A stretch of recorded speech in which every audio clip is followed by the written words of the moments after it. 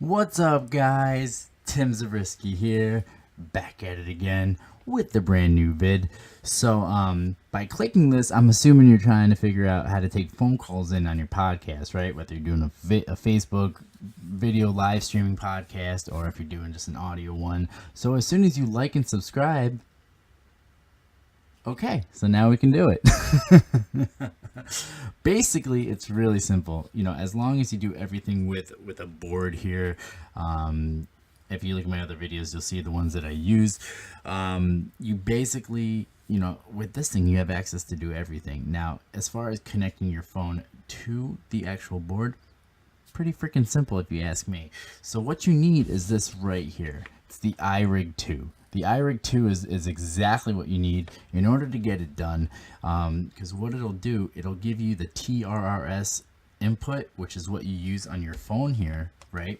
And it's just your headphone jack, but if you look, it has 3 different prongs compared to the ones for your headphones, unless you have these headphones here that that have the microphone in it. That's what the extra one's for. So the way that I always look at it is like, this is the left side, this is the right side, then this is the microphone here. So right here you have it there, left side, right side microphone. So you'll see that right onto the box. You got the right thing. Now the other two inputs here, that'll give you the headphone, and then that'll also give you the microphone. And it's all just based on the way that you have it set up.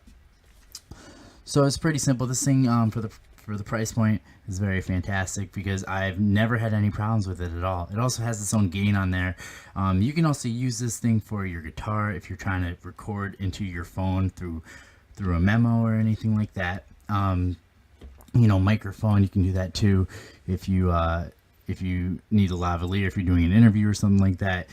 And you don't have the 1/8 inch input, you can just use the iRig and just do it with 1/4 inch inputs. 1/4 inch, if you don't know, that's what you would think of for a guitar going into an amp. It's that sort of end. So that's a 1/4 inch, an 1/8 inch is right here, and then you'll be able to go with that. So the way that you set it up, I'm not going to show you how to actually have the unit set up because it's way back there.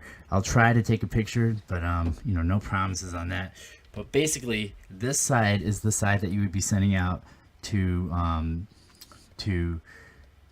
the if it was a guitar, you would be sending that out to the amp. So in the same sort of way, because you're trying to hear that part, you would be putting that part into the input that you would want onto the actual motherboard. So for me, I have it on my second one, and then the other side, which is the microphone part, you would want that to go in because that's the sound that would be going in, right? So if you take the headphone over here, and then you have that going out into the actual unit, and then connect that into your phone, you'll be able to take the phone calls. So let's try it out, see what happens.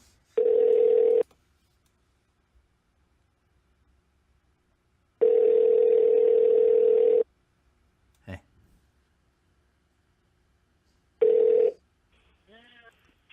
Hey, Mom, can you hear me? Yeah.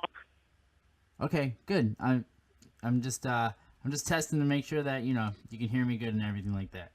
Oh, you called me in the middle of the night to see if your equipment was working?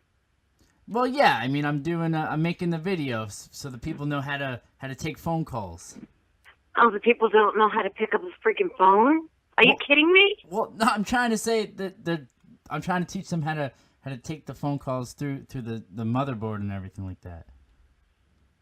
So you think at midnight people need to know how to use a motherboard? What are you, from Russia?